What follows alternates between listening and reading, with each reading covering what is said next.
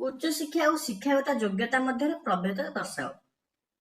ଇଂରାଜୀ ହେଉଛି what is the difference between academic and educational qualification. ତ ଉଚ୍ଚ ଶିକ୍ଷା କଣ ଦେଖିବା, ଶିକ୍ଷାଗତ ଯୋଗ୍ୟତା କଣ ଦେଖିବା ଏବଂ ତାଙ୍କ ମଧ୍ୟରେ କଣ ସବୁ ପ୍ରଭେଦ ରହିଛି। ଫାର୍ଷ୍ଟ ରହିଛି ଉଚ୍ଚ ଶିକ୍ଷା ଓ ଶିକ୍ଷାଗତ ଯୋଗ୍ୟତା ଭିତରେ ମୁଖ୍ୟ ପ୍ରଭେଦ ହେଉଛି ଯେ ଶିକ୍ଷାଗତ ଯୋଗ୍ୟତାରେ ବୃତ୍ତିଗତ ପ୍ରଶିକ୍ଷଣ ଦିଆଯାଇ ନଥାଏ। ଏଠି କହିଲା ଯୋଉ ଶିକ୍ଷାଗତ ଯୋଗ୍ୟତା ରହିଲା ସେଥିରେ ଆମକୁ ବୃତ୍ତିଗତ ପ୍ରଶିକ୍ଷଣ ଦିଆଯାଇ ନଥାଏ, କିନ୍ତୁ ଉଚ୍ଚ ଶିକ୍ଷା କ୍ଷେତ୍ରରେ ଛାତ୍ରଛାତ୍ରୀ ମାନଙ୍କୁ ବୃତ୍ତିଗତ ଶିକ୍ଷା ଗ୍ରହଣ କରିଥାନ୍ତି। ତ ଆଗକୁ କିଏ କେଉଁ କଣ କରିବେ, କେଉଁ ବୃତ୍ତି ଗ୍ରହଣ କରିବେ, ତାହା ଆମର କେଉଁଠାରେ ଶିକ୍ଷା ଦିଆଯାଇଥାଏ ନା ଉଚ୍ଚ ଶିକ୍ଷା କ୍ଷେତ୍ରରେ, କିନ୍ତୁ ଶିକ୍ଷାଗତ ଯୋଗ୍ୟତାରେ ଆମକୁ ବୃତ୍ତିଗତ ପ୍ରଶିକ୍ଷଣ ଦିଆଯାଇ ନଥାଏ। ଅନ୍ୟ ଅର୍ଥରେ ଦେଖିବାକୁ ଗଲେ ଦୁଇଟି ଯାକ ଶବ୍ଦର ଅର୍ଥ ପ୍ରାୟତଃ ସମାନ। ମୋଟାମୋଟି ଭାବରେ ଉଚ୍ଚ ଶିକ୍ଷା ମଧ୍ୟ ଶିକ୍ଷାଗତ ଯୋଗ୍ୟତାର ଅନ୍ତର୍ଭୁକ୍ତ। ତ ଏଠି ଆପଣଙ୍କର କହିଲା ଯେ ଯେଉଁଠି ବୃତ୍ତିଗତ ପ୍ରଶିକ୍ଷଣ ଦିଆଯାଏ ତାକୁ ଆମର କଣ କୁହାଯାଏ ନା ଉଚ୍ଚ ଶିକ୍ଷା, ଯେଉଁଠି ଦିଆଯାଇ ନଥାଏ ତାକୁ ଆମର କୁହାଯାଇଥାଏ ଶିକ୍ଷାଗତ ଯୋଗ୍ୟତା। ତ ଏଠି ଆଉ ଅନ୍ୟ ଅର୍ଥରେ ମଧ୍ୟ କହିଲା ଶିକ୍ଷାଗତ ଯୋଗ୍ୟତା ଏବଂ ଉଚ୍ଚ ଶିକ୍ଷା ପରସ୍ପର ଭାବରେ ପରିପୂରକ। ଉଚ୍ଚ ଶିକ୍ଷା ମଧ୍ୟ ଶିକ୍ଷାଗତ ଯୋଗ୍ୟତାର ଅନ୍ତର୍ଭୁକ୍ତ। ତାପରେ ଦେଖିବା ଉଚ୍ଚ ଶିକ୍ଷା କଣ। ହେଲେ ଉଚ୍ଚ ଶିକ୍ଷା ମହାବିଦ୍ୟାଳୟ ଓ ବିଶ୍ୱବିଦ୍ୟାଳୟ ସ୍ତରରେ ଶିକ୍ଷା ସମାପ୍ତ କଲା ପରେ ଯେଉଁ ପ୍ରମାଣପତ୍ର ମିଳିଥାଏ ତାହା ହେଉଛି ଆମର ଉଚ୍ଚ ଶିକ୍ଷା।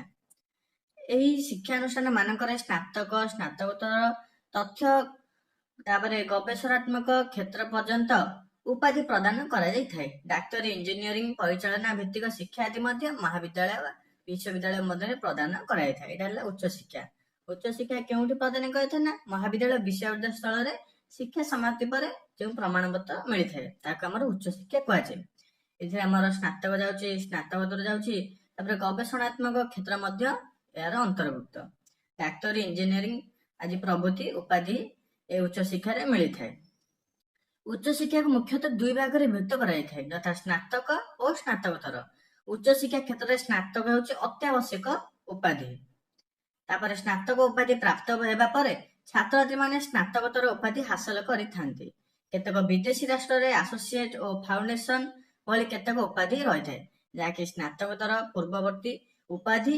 ଏହି ଉପାଧି ଲାଭ କଲା ପରେ ଛାତ୍ରଛାତ୍ରୀମାନେ ସ୍ନାତକ ଯୋଗ୍ୟତା ହାସଲ କରିଥାନ୍ତି। ସ୍ନାତକୋତ୍ତର ଶିକ୍ଷାରେ ପାଠପଢା ସହିତ ଗବେଷଣା ମଧ୍ୟ କରାଯାଇଥାଏ ସ୍ନାତକୋତ୍ତରରେ।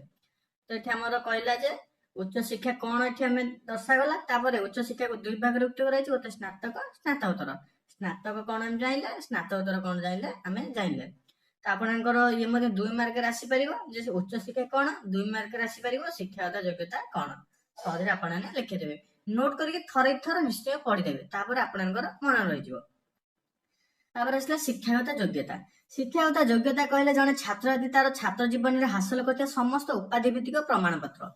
ଯେତେକ ଗୋଟେ ଛାତ୍ର ତାର ଶିକ୍ଷା ଜୀବନରେ ବା ତାର ଜୀବନରେ ଯେତୋଟି ଶିକ୍ଷା ଉପଲବ୍ଧ କରିଛି ତା ଯେଉଁ ସବୁ ପ୍ରମାଣପତ୍ର ମିଳିଥାଏ ତାକୁ ଆମର କୁହାଯାଏ ଶିକ୍ଷାଗତ ଯୋଗ୍ୟତା। ଉଚ୍ଚ ଶିକ୍ଷା ଭିତ୍ତିକ ଯୋଗ୍ୟତା ଅପେକ୍ଷା ଶିକ୍ଷାଗତ ଯୋଗ୍ୟତା ଶବ୍ଦଟି ଅଧିକାଂଶ କ୍ଷେତ୍ରରେ ବ୍ୟବହୃତ ହୋଇଥାଏ। ତ ଏଠି କହିଲା ଉଚ୍ଚ ଶିକ୍ଷା ଭିତ୍ତିକ ଯୋଗ୍ୟତା ଅପେକ୍ଷା ଆମର କଣ ଅଧିକ ବ୍ୟବହୃତ ହୋଇଥାଏ ନା ଶିକ୍ଷାଗତ ଯୋଗ୍ୟତା କଣ। କେତେକ କ୍ଷେତ୍ରରେ ଶିକ୍ଷାଗତ ଯୋଗ୍ୟତା କହିଲେ ଉଚ୍ଚ ଶିକ୍ଷାକୁ ମଧ୍ୟ ବୁଝାଇଥାଏ। ଅନେକ କ୍ଷେତ୍ରରେ ଏହା ଉଭୟ ଉଚ୍ଚ ଶିକ୍ଷା ଓ ବୃତ୍ତିଗତ ଶିକ୍ଷାକୁ ଉପାଧିକୁ ବୁଝାଇଥାଏ। କୋଶ୍ଚିନ୍ ମଧ୍ୟ ଆପଣଙ୍କୁ ବୁଲେଇକି ପଚାରି ପାରିବ ଯେ ଶିକ୍ଷାଗତ ଯୋଗ୍ୟତା ଓ ଉଚ୍ଚ ଶିକ୍ଷା କିପରି ପରସ୍ପର ଭାବେ ମାନେ ଜଡିତ, ସେଇକୁ ଆପଣ ଲେଖିବେ ଏମିତି ଯେମିତି ଲେଖା ହେଇଛି ଭଲ ଭାବରେ ଲେଖିବେ। ତାପରେ ଅନେକ କ୍ଷେତ୍ରରେ ଏହା ଉଭୟ ଉଚ୍ଚ ଶିକ୍ଷା ବୃତ୍ତିଗତ ଶିକ୍ଷାକୁ ଉପାଧିକୁ ବୁଝାଇଥାଏ। ହେଲା ବୃତ୍ତିଗତ ଯୋଗ୍ୟତା ହେଉଛି ବୈଷୟିକ ଯୋଗ୍ୟତା ଯେଉଁଥିରେ କି ପ୍ରାୟୋଗିକ ତାଲିମ ଦିଆଯାଇଥାଏ। ତ ଉଚ୍ଚ ଶିକ୍ଷା କଣ ଜାଣିଲେ, ଶିକ୍ଷାଗତ ଯୋଗ୍ୟତା କଣ ଜାଣିଲେ, ଆଉ ଗୋଟେ ଆସିଲା ଆପଣଙ୍କର ବୃତ୍ତିଗତ ଯୋଗ୍ୟତା। ବୃତ୍ତିଗତ ଯୋଗ୍ୟତା କେଉଁଠି ଯୋଉଠି ଆମକୁ ତାଲିମ ଦିଆଯାଇଥାଏ କେଉଁ ବିଷୟରେ ଆମର ବୃତ୍ତି ଗ୍ରହଣ କରିବେ। ବୃତ୍ତିଗତ ଯୋଗ୍ୟତା ହେଉଛି ବୈଷୟିକ ଯୋଗ୍ୟତା ଯେଉଁଥିରେ ପ୍ରାୟୋଗିକ ତାଲିମ ଦିଆଯାଇଥାଏ।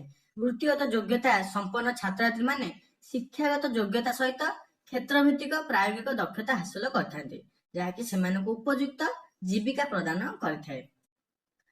ତାପରେ ଡାକ୍ତରୀ, ଇଞ୍ଜିନିୟରିଂ, ଆଇନ ଆଦି ଉପାଧି ଗୁଡିକର ଉଭୟ ଉଚ୍ଚ ଶିକ୍ଷା ଓ ବୃତ୍ତିଗତ ଶିକ୍ଷା ରହିଥାଏ। ତ ଏଠି ଆପଣଙ୍କର ବୃତ୍ତିଗତ ଯୋଗ୍ୟତା ଦ୍ୱାରା କଣ ହେଇଥାଏ ନା ସେମାନଙ୍କୁ ଜୀବିକା, ସେମାନଙ୍କୁ ବିଭିନ୍ନ ପ୍ରକାର ତାଲିମ ପ୍ରଦାନ କରାଯାଇଥାଏ, ତାପରେ ତାଙ୍କର ଦକ୍ଷତା ଆସି ଯାଇଥାଏ, ତାପରେ ସେମାନଙ୍କୁ ଉପଯୁକ୍ତ ଜୀବିକା ପ୍ରଦାନ କରାଯାଇଥାଏ। ତାପରେ ଏଣୁ ଏହି ଶିକ୍ଷା ଗୁଡିକ ଶିକ୍ଷାଗତ ଯୋଗ୍ୟତା ମଧ୍ୟ କୁହାଯାଇଥାଏ ଏହି ଶିକ୍ଷା ଗୁଡିକୁ, କାରଣ ଏଇଗୁଡିକ କେବଳ ମହାବିଦ୍ୟାଳୟ ବିଶ୍ୱବିଦ୍ୟାଳୟ ମଧ୍ୟରେ ସୀମିତ ନଥାଏ ଏବଂ ଏଥିରେ ଛାତ୍ରଛାତ୍ରୀ ମାନେ ବୈଷୟିକ ଓ ପ୍ରାୟୋଗିକ ଜ୍ଞାନ ହାସଲ କରିଥାନ୍ତି। ଉଚ୍ଚଶିକ୍ଷା ଓ ଶିକ୍ଷାଗତ ଯୋଗ୍ୟତା ପ୍ରାୟତଃ ସମାନ ଅର୍ଥରେ ବ୍ୟବହୃତ ହୋଇଥାଏ। ତାପରେ ଉଚ୍ଚଶିକ୍ଷା ଓ ବୃତ୍ତିଗତ କ'ଣ? ଉଚ୍ଚଶିକ୍ଷା କ୍ଷେତ୍ରରେ ସାଧାରଣ ଶିକ୍ଷାଦାନ ପରେ ଉପାଧି ପ୍ରଦାନ କରାଯାଇଥାଏ, କିନ୍ତୁ ଏହି ପାଠ୍ୟକ୍ରମରେ ବ୍ୟବହାରିକ ତାଲିମ ଦିଆଯାଇ ନଥାଏ ନା ଉଚ୍ଚଶିକ୍ଷା କ୍ଷେତ୍ରରେ। ଅପରପକ୍ଷରେ ବୃତ୍ତିଗତ ଶିକ୍ଷା ମଧ୍ୟ ବିଶ୍ୱବିଦ୍ୟାଳୟ ମହାବିଦ୍ୟାଳୟ ସ୍ତରରେ ପ୍ରଦାନ କରାଯାଇଥାଏ। ତ ଏଠି